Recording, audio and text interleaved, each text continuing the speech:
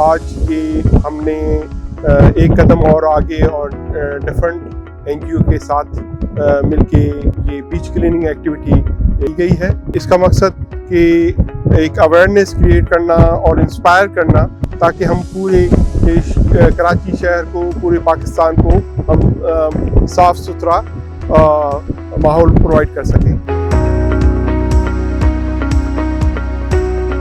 बहुत अच्छा ये इनिशिएटिव है। मैं समझती हूँ कि हम सब कराची हाइट्स को एटलीस्ट मंथ में एक बार आना है और अपने जो बीच है उसको सफाई करनी है।